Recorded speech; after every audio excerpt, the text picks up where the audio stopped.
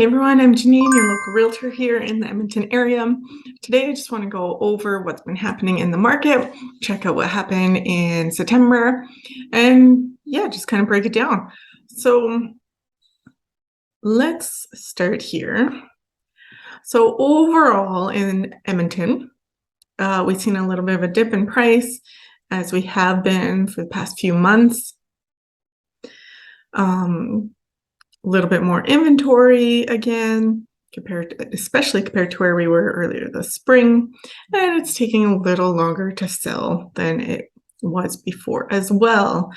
So soon I'll be moving into my new office and set up with my new screen and everything. But until then, we're gonna do this small screen.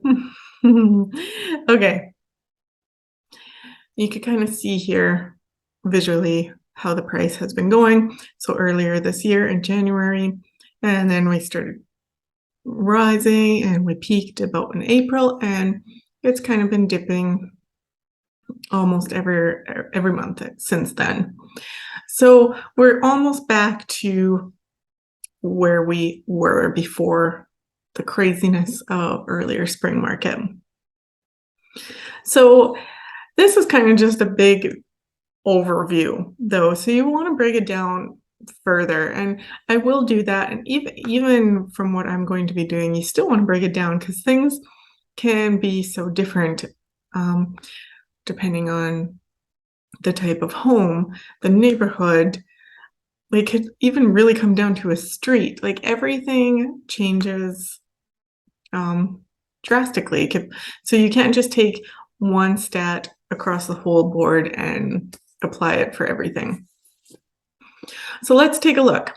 Okay, so basically what's happening, everything under 500,000, there's like a healthy range of inventory. This is more of a balanced market kind of inventory. Things are taking a little bit longer, but really this is still to be expected during the fall.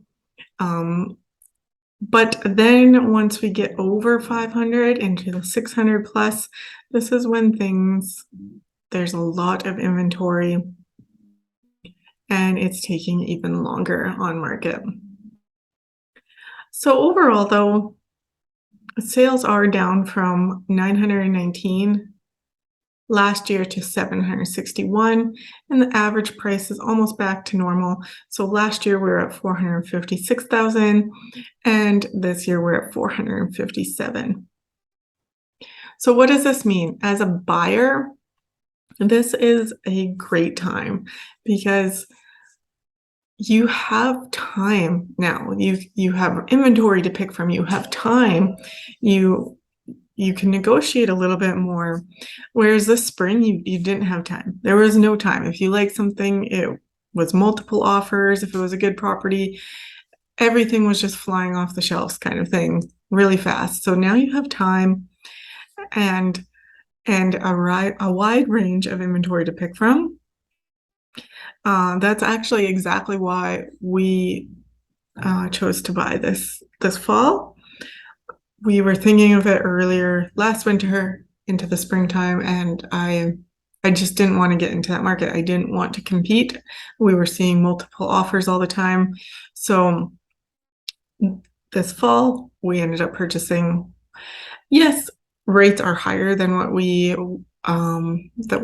than what they were before, but the rates never stay that way. So if you are ready and financially ready and everything is lining up for you, then it is a really good time to buy, especially because I do believe, this is not guaranteed, nobody can tell you what's going to happen, but I do believe this spring, even if the interest rates continue to rise, it's still going to be busy. And the reason for that is we are still one of the most affordable cities in North America.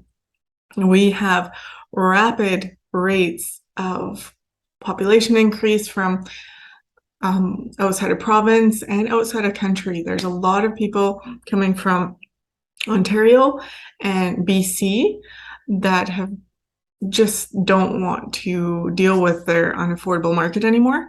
So they're coming here, and I think that's going to keep going that way. So I think that we're going to have a busy spring market again, but nobody can tell you for sure. It's just kind of what we're seeing right now. So let's take a closer look at what happened with the condo market. Okay, so a slight dip in price compared to last month. Slight dip in sales, and still relatively the same kind of days on market. Condos take a little bit longer to sell in the city. So just, oh boy, looking at this chart, I can't wait to get the big screen up. Okay, so kind of lower, we kind of peaked in the spring again for our condos, and we're kind of back down again, but this isn't unusual for fall going into winter either. Okay, so let's take a look at the price range. So again, the lower price points have a healthier range of inventory, and then as soon as you get into the higher, there's still quite a bit of inventory to choose from. So even with everything happening, we have had an increase in sales for condos compared to the previous year.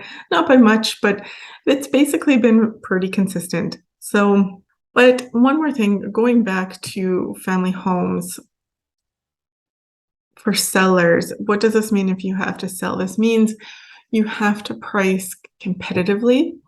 You have to make your property stand out. And you really just have to be honest with yourself about the condition of your place versus what's on market. I'm going to tell you a quick story. We sold our home this fall during this kind of market. We went pending in one day. So it sold in one day. And a few main things that we did is price competitively. We made sure the property was in as good a shape as possible, like heavy cleaning. We decluttered everything. We depersonalized everything. So any photos that we had that were like of us, I swapped out for generic prints that I got on Amazon.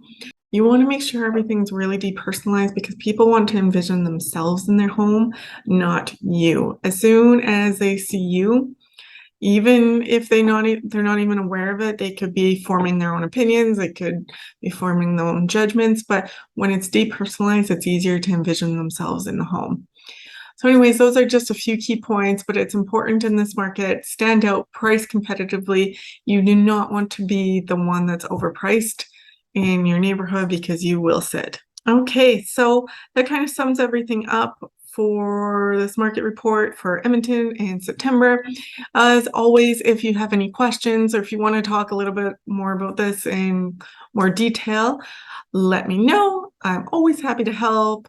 You could send me emails, text, phone call, anything. And until next time, see you.